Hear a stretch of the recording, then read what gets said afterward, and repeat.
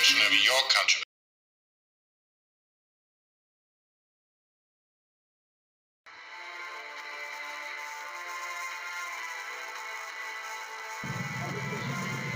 It was 1941.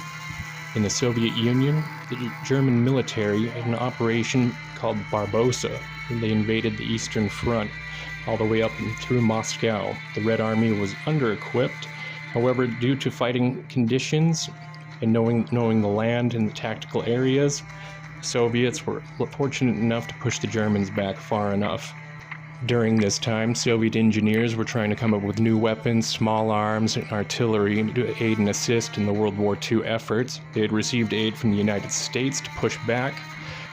Some of these men working out of the Russian Tula armory were Fyodor Tokarov, Vladimir Fyodorov, and an engineer by the name of Sergei, Gavrilovich, Simonov. Simonov pioneered the modern-day assault rifle for Soviets. Simonov was born in 1894 in Fedotovo, Russian Empire. He began immediately working in a steel fabrication foundry immediately after completing his elementary school studies by the end of World War I.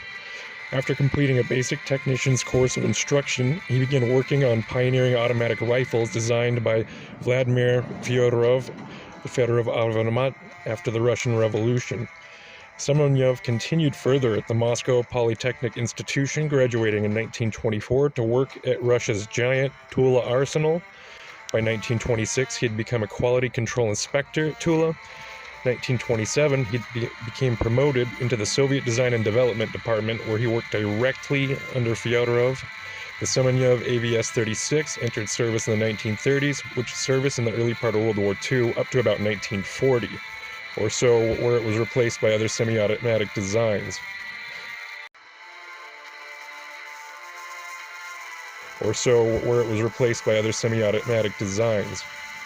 Eventually, he also began an apprenticeship under Tokarov, famous creator of the pistol, 7.62-54 rifles, and rapid, reliable functioning and development of semi-automatic rifle. In 1935, competition between Simonov and Tokarov was held.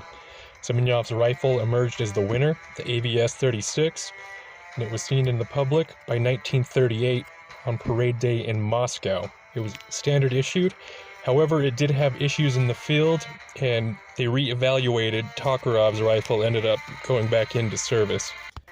Simonov continued to experiment with his design. He believed the less functioning parts that the rifle had, and the more basic it could be, the better off it would be for your infantry. The recoil hang was too heavy, and perhaps found the issue may be in fact with the ammunition. Although the AVS-36 was hindered, it used the round 7.62 54mm R, which was the standard amongst Russian rifles at the time. Tokarov's rifle was superior and had less problems in the field. However, the main issue that Simonov was facing was the fact the ammunition he was using for that rifle was too powerful, therefore in closer up engagements tended to have more issues. By 1943, advances in thinking and confirmed data show engagements took place approximately 100 meters to 300 meters. This led to the adoption of a shorter, less powerful round, the 7.62-39mm, the M1943, also known as 7.62 Soviet or 7.62 short. This differentiated from all the other 7.62 calibers. Field trials proved that rifles with this caliber in close quarter were the best for assault combat. In 1944, Simonov had finally finished the development of the SKS carbine. It was actually adopted into the Red Army and was commissioned until shortly for 1948, until Kalashnikov released the AK-47. The rifle had an internal 10-round magazine with a bottom trap door, similar to the M1 Garand. The rifle later on, they did develop detachable magazines that could hold up to 60 rounds. It was cheap, easy to manufacture. It ran off a long gas-powered piston with a high recoil spring, making the recoil from the shorter rounds, 7.62 by 39mm, more accurate, easier for combat in close quarter. Although the rifle had a short lifespan, it was sold to other allies of the USSR and Soviet Union. The SKS was mass-produced, and although it was phased out when the AK-47 came around, the USSR used it as an opportunity to sell to their allies in other communist countries and states.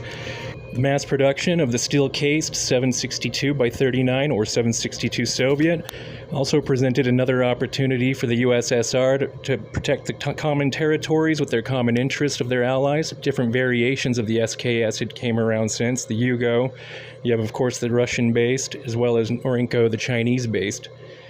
Since its inception, the SKS has been in every single conflict, all the way up through Afghanistan and the War on Terror.